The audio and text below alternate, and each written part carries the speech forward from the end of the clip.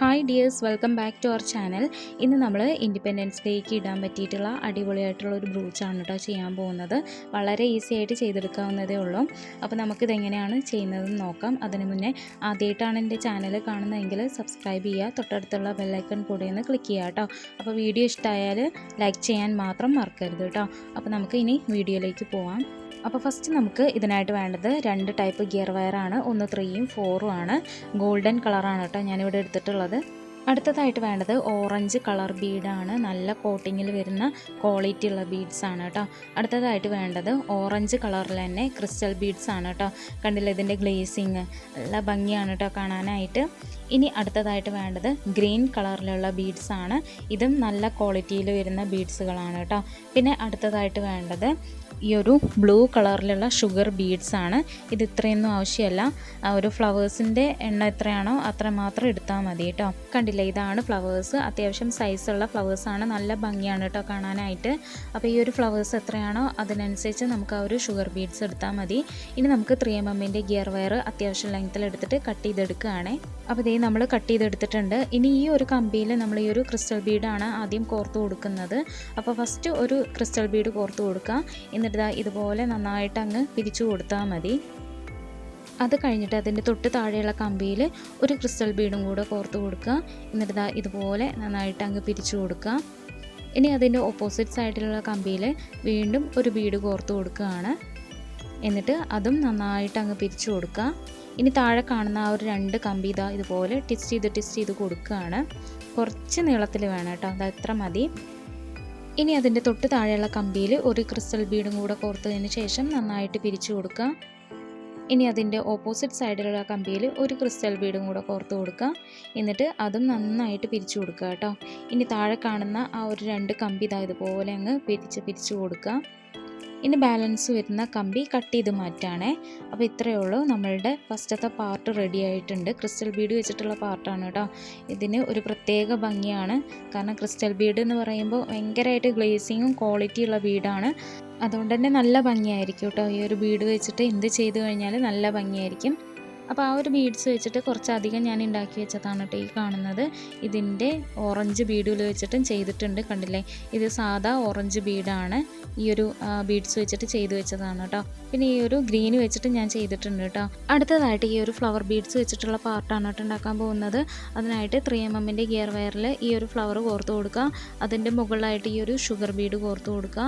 എന്നിട്ട് ആ ഒരു കമ്പി ഫ്ലവർ ബീഡിൻ്റെ ഉള്ളിലൂടെ മാത്രം കോർത്ത് കൊടുത്തു കഴിഞ്ഞാൽ നമ്മളുടെ ഫ്ലവർ ബീഡിൻ്റെ പാർട്ട് റെഡി ആയിട്ടുണ്ട് കേട്ടോ. കണ്ടില്ലേ, ഇത്രയേ ഉള്ളൂ, വളരെ ഈസി ആയിട്ട് ചെയ്തെടുക്കാവുന്നതേ ഉള്ളൂ. അപ്പോൾ ഇതുപോലെ ഒരു 5-6 എണ്ണം ഞാൻ ഉണ്ടാക്കി വെച്ചതാണ് ഈ കാണുന്നത്, കണ്ടില്ലേ. ഇനി നമുക്ക് ബ്രൂച്ച് ഉണ്ടാക്കാനായിട്ട് തുടങ്ങാം. അതിനായിട്ട് 4mm ഗിയർ വയർ അത്യാവശ്യം ലെങ്ത്തിൽ എടുത്തിട്ട് കട്ട് ചെയ്തെടുക്കുകയാണ്. ഇത് ഞാനൊരു 15 സെൻറ്റിമീറ്ററോളം എടുത്തിട്ടുണ്ട്.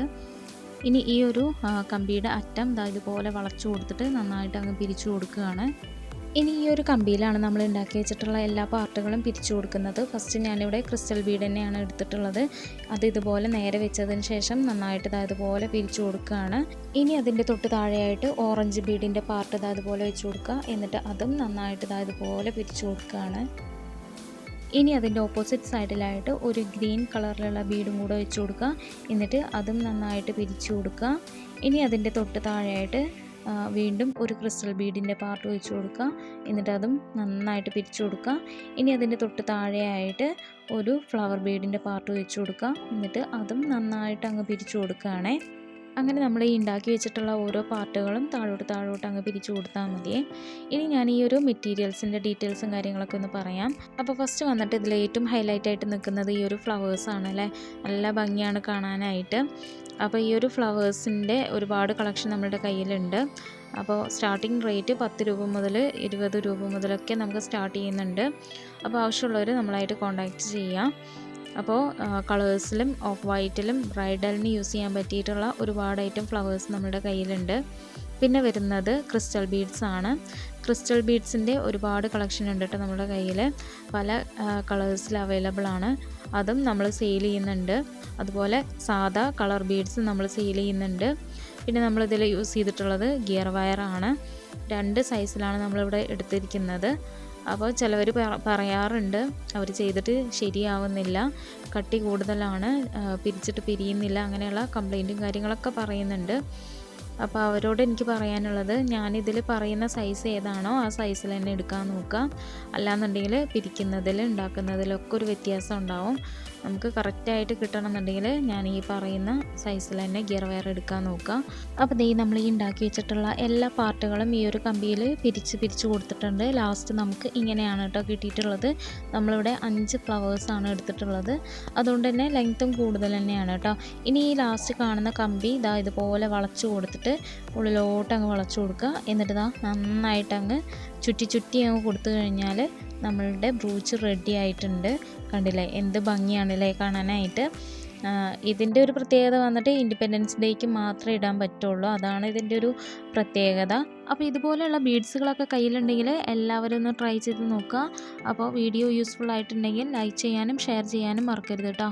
അപ്പോൾ മറ്റൊരു വീഡിയോ ആയിട്ട് വീണ്ടും കാണുന്നവരെ ടാറ്റാ ബൈ ബൈ.